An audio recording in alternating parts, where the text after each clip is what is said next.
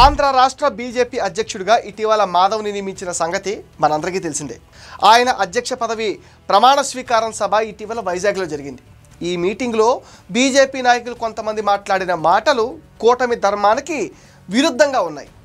MLA Vishnukumar Raju మాట్లాడుతూ తెలుగుదేశం బీజేపీని పట్టించుకోవటం లేదు, మొన్న ఎన్నికల్లో తక్కువ సీట్లు ఇచ్చారు, రాబోయే స్థానిక సంస్థల ఎన్నికల్లో మనకు 5% సీట్లే ఇస్తారట, మనం ఒప్పుకోవద్దు అని ఏదేదో మాట్లాడారు. అలాగే ఎమ్మెల్యే ఆదినారాయణ రెడ్డి ఒపీనియన్ కూడా సేమ్ ఇదే. అసలు టీడీపీ బీజేపీని ఎక్కడ తక్కువ చేస్తుందో వాళ్లే చెప్పాలి. 2024లో వాళ్ళకి వచ్చిన ఓటింగ్ శాతం ప్రకారం మొన్న ఎన్నికల్లో సీట్లు ఇచ్చారు.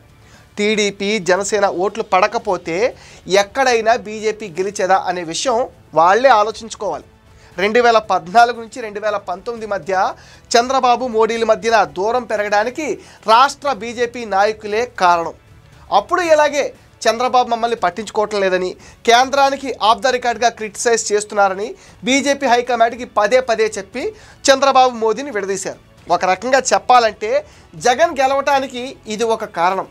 రాష్ట్ర బీజేపీలో క్రియాశీలకంగా ఉన్న 3 బీజేపీ నాయకులు చేసిన డ్యామేజ్ అయితే అంతా ఇంత కాదు. మళ్ళీ ఇప్పుడు అదే స్టార్ట్ చేశారు. వైసీపీకి కావాల్సింది కూడా ఇదే.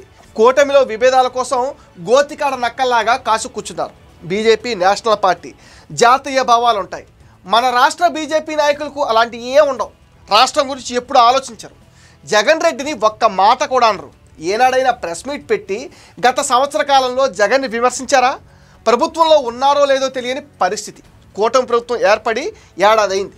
ఏదైనా ప్రోగ్రాం చేసి ఈ 12 నెలల్లో ఏం చేశామో చెప్పుకున్నారా అంటే అది కూడా లేదు. సూపర్ 6లు వాళ్ళకి సంబంధం లేదా? మాట్లాడితే సీట్లు కావాలి, పదవులు కావాలి అంటారు. బీజేపీ లీడర్స్ అర్థం చేసుకోవాల్సింది ఏంటంటే ఇప్పటికీ మెజారిటీ ప్రజలు బీజేపీని అసలు నమ్మటం లేదు. జగన్ని ఇంకా కాపాడుతున్నారనే అభిప్రాయం వాళ్ళలో చాలా బలంగా ఉంది.